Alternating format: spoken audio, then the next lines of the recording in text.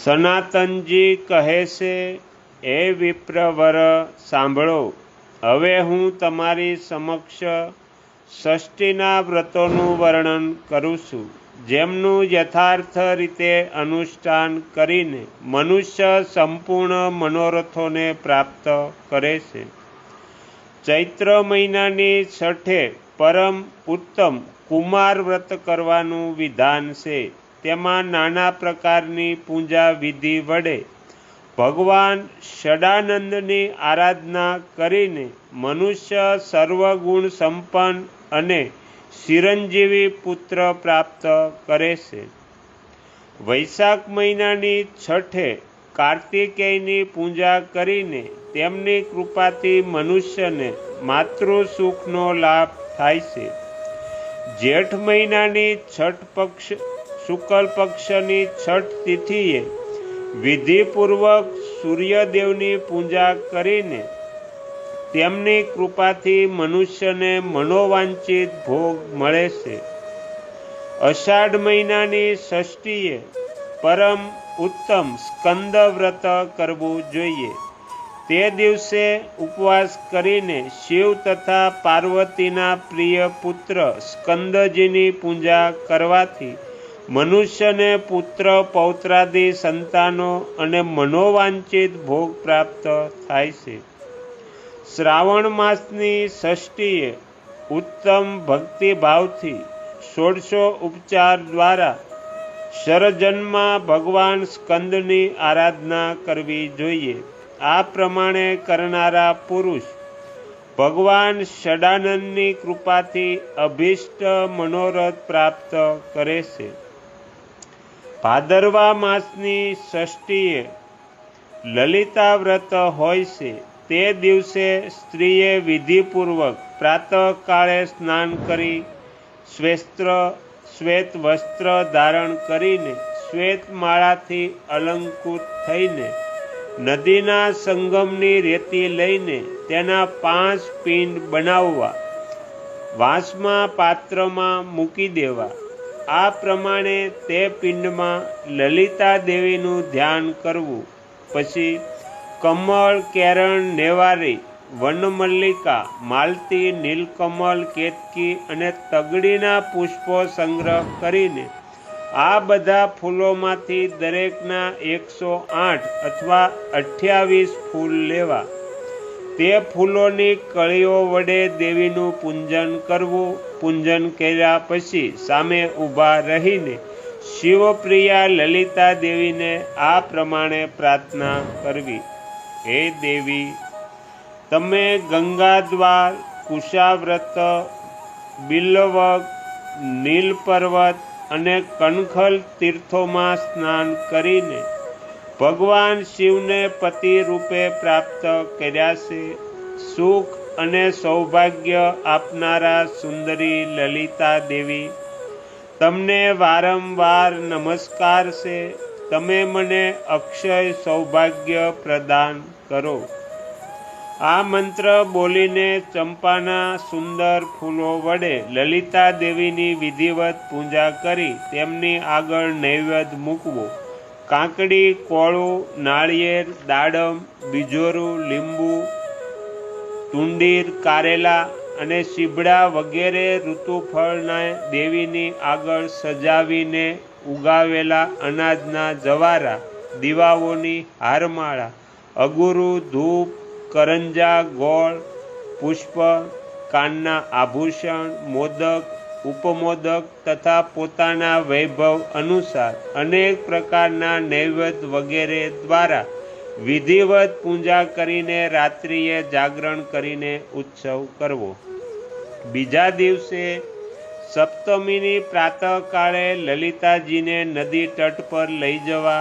હે દ્વિજોત્તમ, ત્યાં ગંધ, પુષ્પ, સ્તુતિ વગેરેથી પૂજા કરીને નૈવેદ્ય વગેરે સામગ્રી શ્રેષ્ઠ બ્રાહ્મણને આપવી. પછી સ્નાન કરી ઘેરે આવીને અગ્નિમાં હોમ કરવો.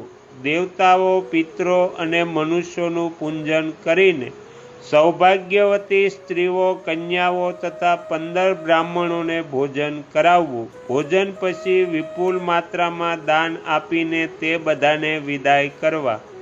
અનેક વ્રત, તપસ્યા, દાન અને નિયમથી જે ફળ પ્રાપ્ત થાય છે તે આ વ્રત કરવાથી મળી જાય છે. શરીર છોડ્યા પછી સ્ત્રી સનાતન શિવધામમાં જઈને લલિતા દેવીની સાથે તેમની સખી થઈને ચિરકાળ સુધી આનંદને ભોગવે છે અને પુરુષ ભગવાન શિવની સમીપ રહીને સુખી થાય છે. ભાદરવા માસના શુક્લ પક્ષની છઠની તિથિ આવે તેને ચંદનષ્ટી કહે છે. તે દિવસે દેવીની પૂજા કરીને મનુષ્ય દેવી લોકને પ્રાપ્ત થાય છે. જો આ ષષ્ઠી રોહિણી નક્ષત્ર, વ્યતિપાત યોગ અને મંગળવારથી યુક્ત હોય તો તેનું નામ કપિલા ષષ્ઠી છે. કપિલા ષષ્ઠીના દિવસે વ્રત અને નિયમમાં તત્પર થઈને સૂર્યદેવની પૂજા કરીને મનુષ્ય ભગવાન ભાસ્કરની કૃપાથી મનોવાંછિત કામનાઓ પ્રાપ્ત કરે છે. એ દિવસ પ્રવર આ દિવસે કરેલા દાન, જપ, હોમ તથા દેવતાઓ, ઋષિઓ અને પિતૃઓનું તર્પણ વગેરેનું ફળ અક્ષય જાણવું જોઈએ. કપિલા ષષ્ઠીએ ભગવાન સૂર્યની પ્રસન્નતા માટે વસ્ત્ર, માળા, ચંદન વગેરેથી દુધાળ ગાયની પૂજા કરીને તેનું વેદજ્ઞ બ્રાહ્મણને દાન આપવું જોઈએ. હે બ્રાહ્મણ, આશ્વિન શુક્લ ષષ્ઠીએ ગંધ વગેરે માંગલિક દ્રવ્યો અને નાના પ્રકારના નૈવેદ્યો વડે કાત્યાયની દેવીની પૂજા કરવી જોઈએ. પૂજા બાદ દેવેશ્વરી કાત્યાયની દેવીને ક્ષમા પ્રાર્થના અને તેમને પ્રણામ કરીને તેમનું વિસર્જન કરવું. અહીં રેતીની મૂર્તિમાં કાત્યાયની દેવીની પ્રતિષ્ઠા કરીને તેમની પૂજા કરવી જોઈએ. આ પ્રમાણે કરવાથી કાત્યાયની દેવીની કૃપાથી કન્યાને તેને મનગમતો પતિ મળે છે અને લગ્ન કરેલી સ્ત્રી મનોવાંછિત પુત્રનું સુખ પ્રાપ્ત કરે છે. કાર્તક મહિનાના શુક્લ ષષ્ઠીએ મહાત્મા ષડાનંદને બધા દેવતાઓ દ્વારા આપેલા મહાભાગા દેવસેનાને પ્રાપ્ત કર્યા હતા. તેથી આ તિથિએ બધા મનોહર ઉપચારો દ્વારા સુરશ્રેષ્ઠા દેવસેના અને ષડાનંદ કાર્તિકેયની શ્રદ્ધાપૂર્વક પૂજા કરીને મનુષ્ય પોતાની ઈચ્છિત અનુપમ સિદ્ધિ પ્રાપ્ત કરે છે. હે દ્વિજોત્તમ, આ જ તિથિએ અગ્નિ પૂજાનું પણ વિધાન છે. તેથી પ્રથમ અગ્નિદેવની પૂજા કરીને નાના પ્રકારે હોમ કરવો જોઈએ. માગશર મહિનાના શુક્લ ષષ્ઠીએ ગંધ, પુષ્પ, અક્ષત, ફળ, વસ્ત્ર, આભૂષણ તથા વિવિધ પ્રકારના નૈવેદ્યો દ્વારા સ્કંદનું પૂજન કરવું જોઈએ.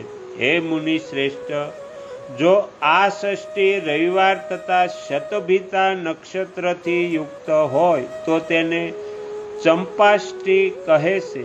સુખની કામનાવાળા પુરુષે તે દિવસે પાપનાશક ભગવાન વિશ્વેશ્વરના દર્શન, પૂજન અને સ્તુતિ કરવી જોઈએ. આ દિવસે સ્નાન, દાન વગેરે કરેલા શુભ કર્મ અક્ષય બની જાય છે. એ વિપ્રવર, પોષ મહિનાના શુક્લ પક્ષની છઠને સનાતન વિષ્ણુરૂપી જગત પાલક ભગવાન દિનેશ પ્રગટ થયા હતા. તેથી સર્વ સુખની કામનાવાળા પુરુષે તે દિવસે ગંધ વગેરે દ્રવ્ય, નૈવેદ્ય તથા વસ્ત્ર, આભૂષણ વગેરે દ્વારા તેમની પૂજા કરવી.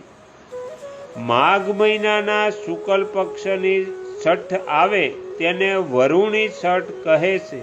તેમાં લાલ ચંદન, લાલ વસ્ત્ર, પુષ્પ, ધૂપ, દીપ અને નૈવેદ્ય દ્વારા વિષ્ણુ સ્વરૂપ સનાતન વરુણ દેવની પૂજા કરવી જોઈએ. આ પ્રમાણે વિધિપૂર્વક પૂજન કરીને મનુષ્ય જે ઈચ્છે છે તે ફળ વરુણદેવની કૃપાથી પ્રાપ્ત કરીને પ્રસન્ન થાય છે. હે નારદ, ફાલ્ગુન માસના શુક્લ પક્ષની ષષ્ઠીએ વિધિપૂર્વક ભગવાન પશુપતિની માટીની મૂર્તિ બનાવી વિવિધ ઉપચારો વડે તેમની પૂજા કરવી. શતરુદ્રીના મંત્રોથી અલગ અલગ પંચામૃત તથા જળ દ્વારા સ્નાન કરાવીને શ્વેત ચંદન લગાવવું. પછી ચોખા, સફેદ ફૂલ, બીલીપત્ર, ધતુરાના ફૂલ, અનેક પ્રકારના ફળ અને વિવિધ પ્રકારના નૈવેદ્યો દ્વારા સારી રીતે પૂજા કરીને આરતી ઉતારવી. પછી ક્ષમા પ્રાર્થના કરીને પ્રણામ કરીને તેમને કૈલાસ જવા વિસર્જન કરવું. હે મુનિ, જે સ્ત્રી કે પુરુષ આ પ્રમાણે ભગવાન શિવની પૂજા કરે છે તે આ લોકમાં શ્રેષ્ઠ ભોગોનો ઉપભોગ કરીને અંતમાં ભગવાન શિવના સ્વરૂપને પ્રાપ્ત થાય છે. શ્રી સદગુરુ દેવની જય. આગળના વિડીયો જોવા માટે આ ચેનલને આ રીતે સબસ્ક્રાઈબ કરો અને આવનારા વિડીયોનું નોટિફિકેશન મળી રહે તે માટે બેલ આઇકન પણ દબાવો.